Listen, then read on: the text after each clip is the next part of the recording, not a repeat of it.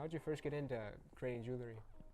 Well, I would definitely say I've been a rock hound for the majority of my life. Decided that it was time to probably start putting my finds into wearable items. Went to work. I don't know. That was about it. I came up with the first few items that weren't amazing, and then mostly rings. I do a lot of rings, and then I just ended up coming up with some better stuff, and now I'm here. So how'd you learn to melt silver and create it? Well, I watched a lot of YouTube, to be honest with you, and then Best thing out there. yeah, it is. You can learn anything on YouTube.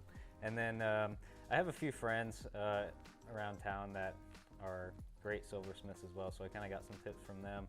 But a lot of trial and error. That's awesome. And then all those crystals, you find those yourself? I do, yes, actually. So they're pretty much all from Arizona.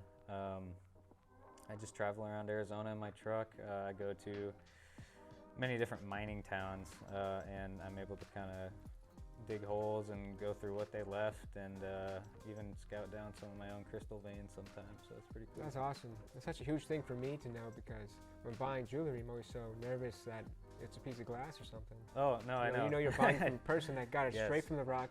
There's no middle hands. Yeah. I mean, that's such a good thing to know. Oh, yeah. No. You go online, it's just glass, glass, glass, lab made. They sell a lot of fake stuff online. And it's so hard to You tell. have to- Even people that are professionals have a hard time telling some of this. Oh, yeah, no, I know. And I'm not a professional in identifying, but I do all the stuff that I find out in the desert's real, so I mean, I know that Yeah, if you find it in the desert, it is it's real. probably real. That's so, amazing. I mean, yeah, well. And what's your favorite gemstone? My favorite gemstone would, hands down, be gem silica. It's a Gem silica, really? yeah, no, it's amazing. Have you been able to find some out here? I have found. Oh yes, actually, it was an amazing story too when I found it, because Oh, I was looking for a week, just like all day, every day, pretty much. I was out looking, digging, trying to find a vein of it, or just a little piece laying on the ground. Even would be awesome. But I did end up finding some out in southern Arizona, in an old mining area, and it was actually still in the host rock. So I actually got to Wow. yeah, broke it out, and that was amazing. So yeah, I found a few pieces, but the first time I did, it was amazing. When you go searching for these gems, how long will you spend out there? I'll spend up to days. I'll be out there. That's awesome. Yeah, I'll at least go out for one day. Sometimes I remember one day I spent I think it was 4 days out just looking for one mineral, and Have you ever been out there to strike a rich vein? well, well, yeah, there was absolutely one time. I'm still very in shock about it, but I hit a ginormous fluorite vein out in southern Arizona as well.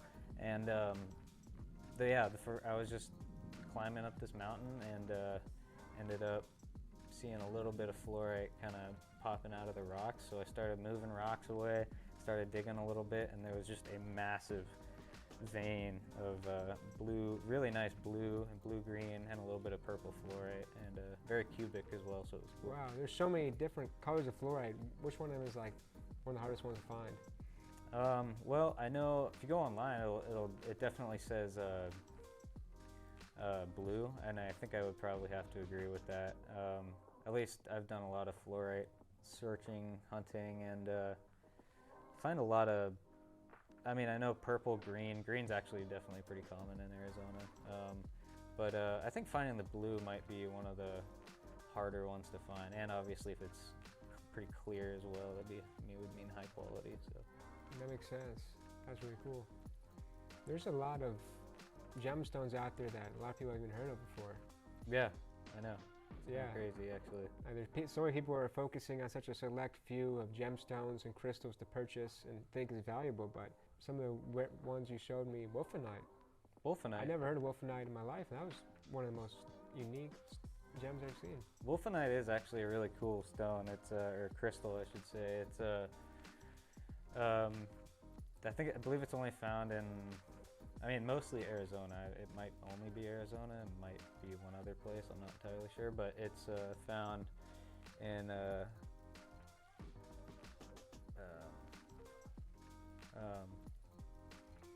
yeah, wolfenite's definitely found in Arizona, and it's super coul because it's kind of, believe it's actually a radioactive mineral. Oh wow. So it's and they're like terminated into squares, so that was a super cool one. Think of another one. I know tanzanite is definitely a rare one.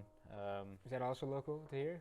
No, that one is not local to here, but that one actually they find in Africa or Tanzania.